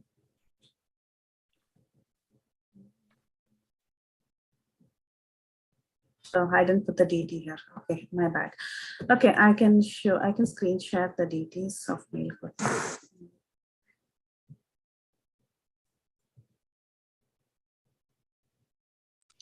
I thought the Melakote was the one that you just had when I was speaking. No, Melakote was the Ramanuja, but I think she's asking about the Lord, right? Yeah. Oh, okay. Here we go. Mataji, we can see your Word document. We can't see the. You can't see the internet? Okay.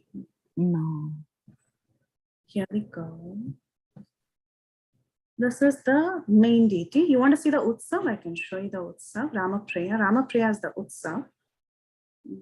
Here we go. This is the Utsav deity with the Vairamudi, the crown. Vairamudi Seva. Okay. Utsav deity, Ramapriya, and the main deity in the sanctum.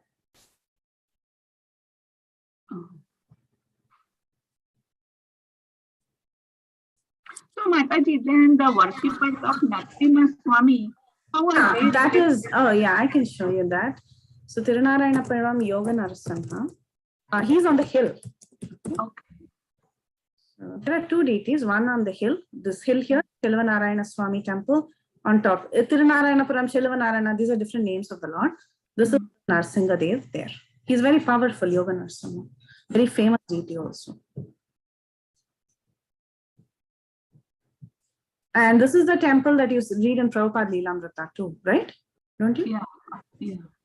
Leelamrita, Prabhupada goes and visits this deity and they talk about the deity.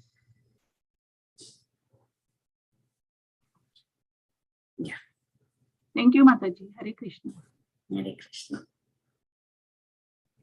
Yeah. Indu? Hare Krishna Mataji. So you were showing the symbols of Sri Vaishnava. So I was just wondering, like you mentioned that Ramanujacharya is the one who put the Shankha and Chakra for Balaji also in Tirupati. So is he the one who closed the eyes? I mean, that put that tilak over the eyes of Balaji also?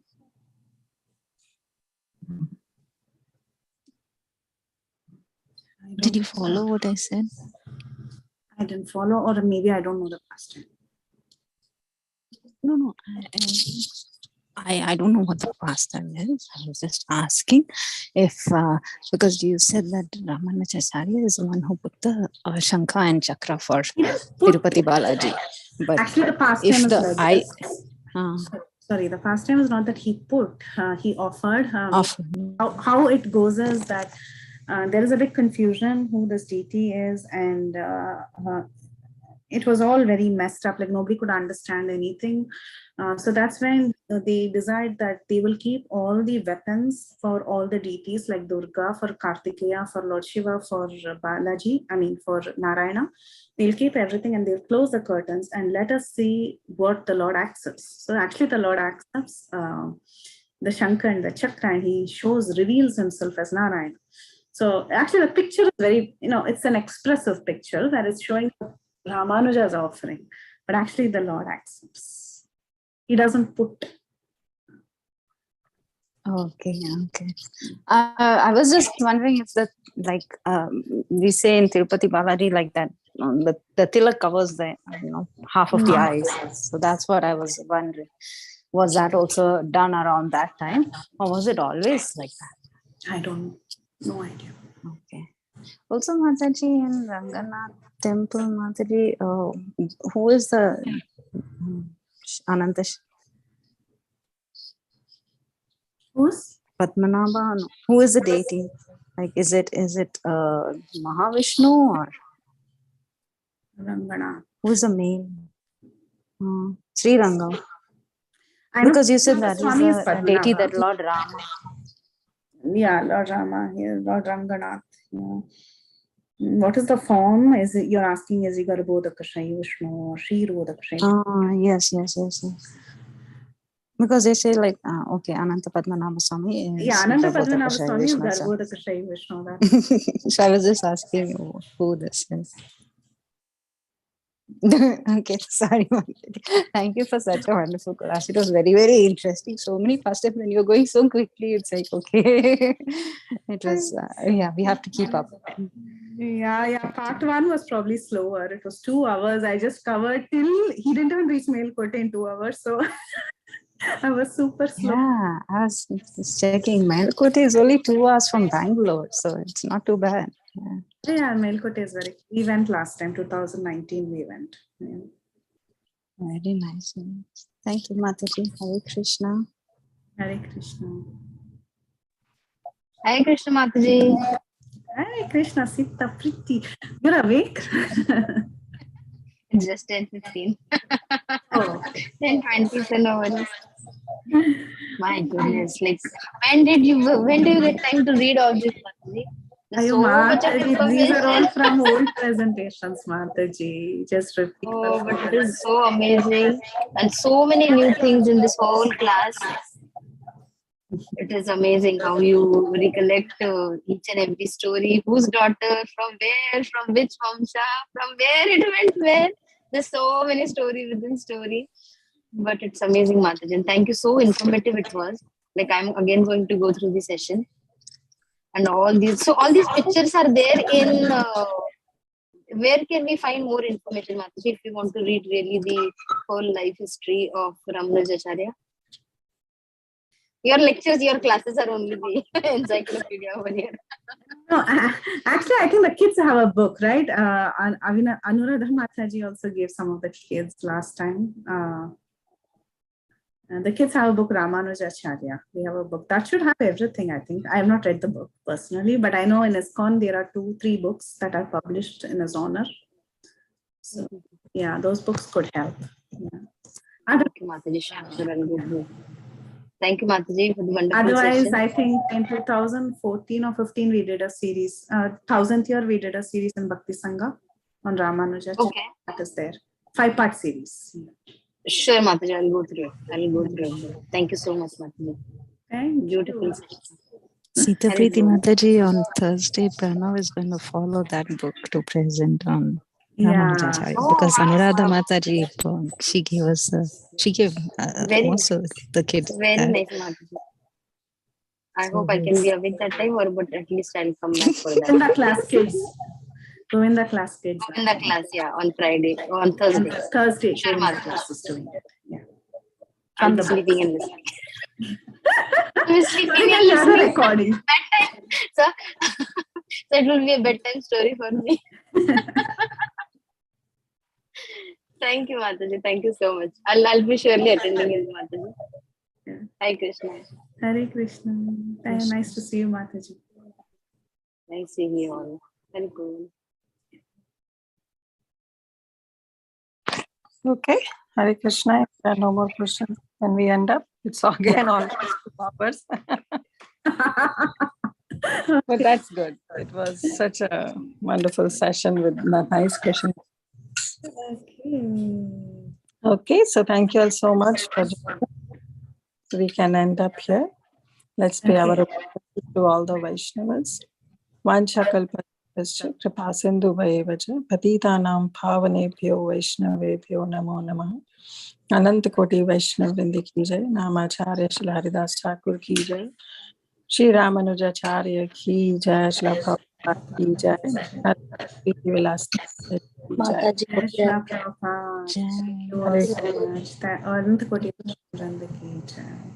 Thank you, Mataji. Koti Dandat Pranam. Srila Prabhupada, Srila Gurudev ki jai.